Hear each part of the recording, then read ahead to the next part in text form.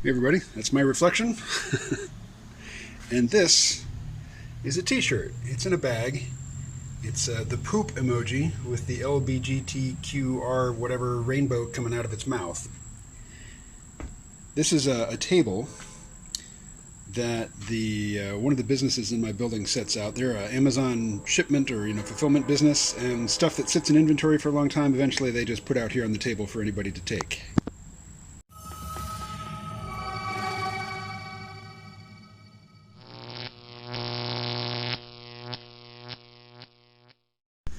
So, this t-shirt, freedom cannot be simulated. This was a freebie. I've told you before, I don't believe this. I think freedom is simulated. Most of the freedom that we think we experience is simulated. Certainly consumer freedom.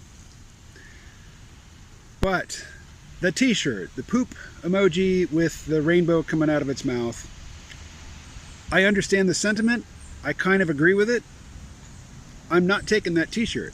They've got it in my size. I'm not taking it. I could have it for free, just to wear around the house when everything else is dirty. But, of all the things I lack in my life, t-shirts is not one of them. I got plenty of t-shirts. I would not wear that, even though I kind of agree with the sentiment. Putting it so graphically, and particularly, with the symbolism of feces, it's just antagonistic.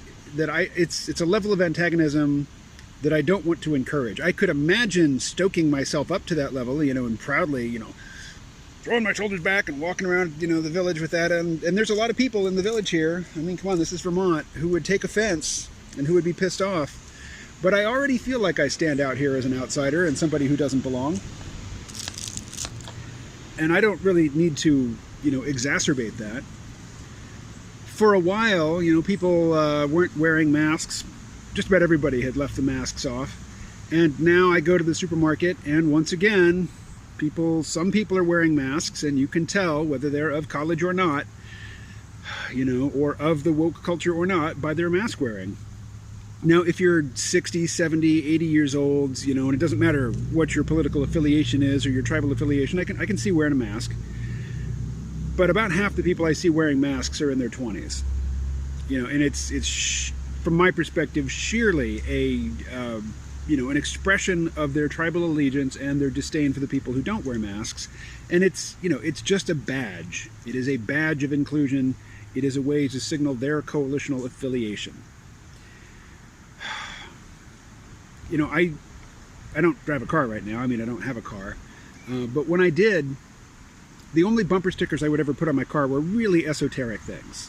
Never would I put political messaging on my car. I just don't need to, to stand out in that way.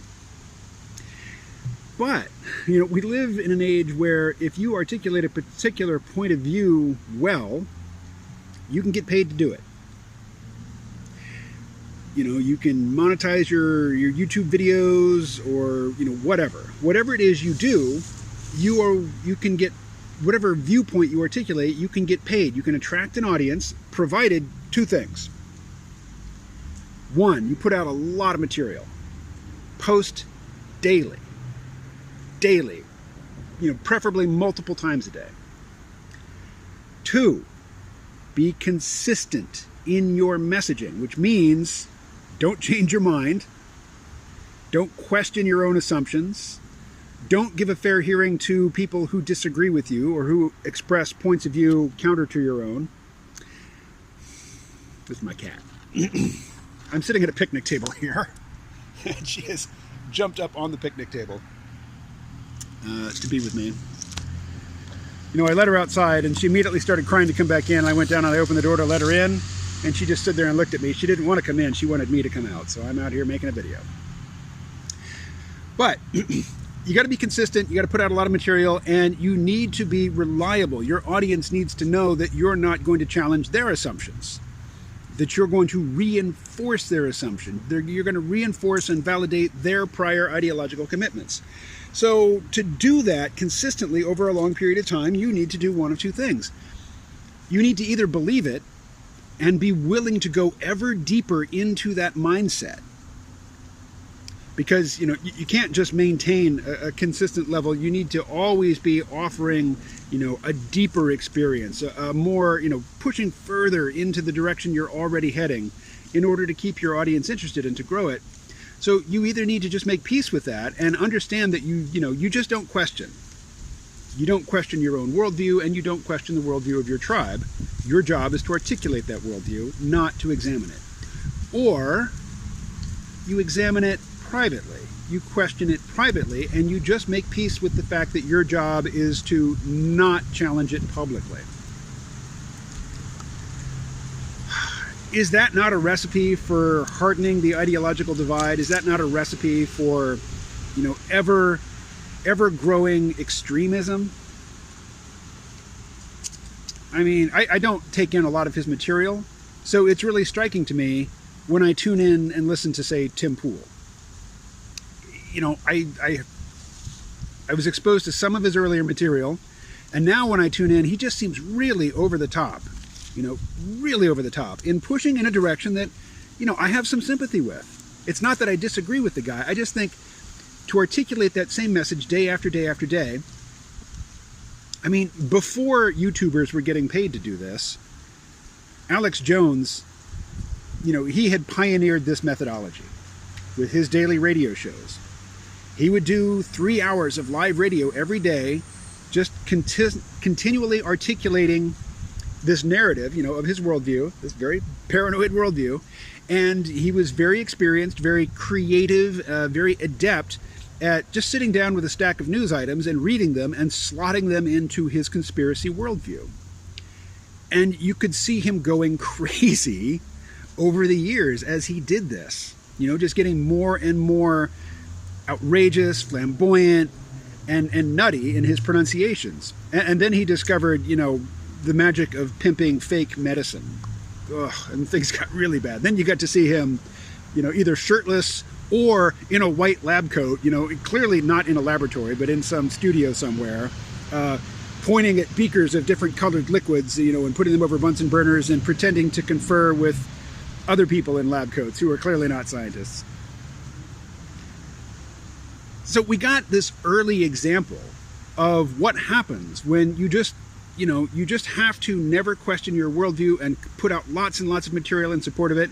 But you can't say the same exact thing over and over again. You got to keep people interested by varying it, by incorporating new information, and by enlarging the scope of your, in his case, conspiracy theory. But in the case of somebody like Tim Pool, just enlarging the scope of things that you can point to and phrase or articulate or frame in such a way that it is relevant to the point you want to make.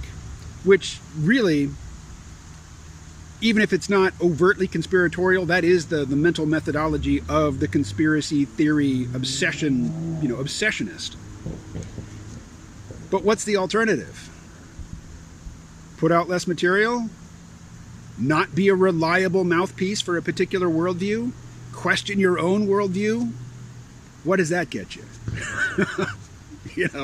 You end up sitting on a table in rural Vermont with your cat talking to your phone which barely has enough memory to create one new video at a time, but you vowed that there will be no new phone no new phone purchase.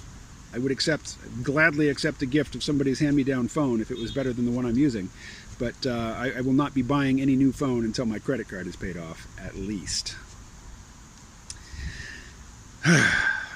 But it doesn't stop me from obsessing over phone review videos on YouTube. The person whose job it is on YouTube to look at new tech, I mean, it's a big outlay. If you're not famous enough that the companies are sending you demos, if you have to buy every new piece of equipment or somehow, acquire every new piece of equipment that you're going to review, that's a task, that's a challenge. But there is a certain honesty to it.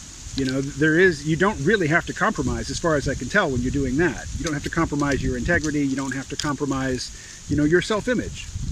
Unless you just suddenly start reading the Unabomber Manifesto and taking it seriously and decide that technology is slavery, in which case, well. Yeah, that's one route back to the, oh shit, what am I doing? Well, I have to keep doing it because it's what pays the bills situation. Anyway, the wind's blowing. Sounds probably unusual. I'll stop talking, and I will talk to you again sooner or later, because as you know, I do not put these things out consistently.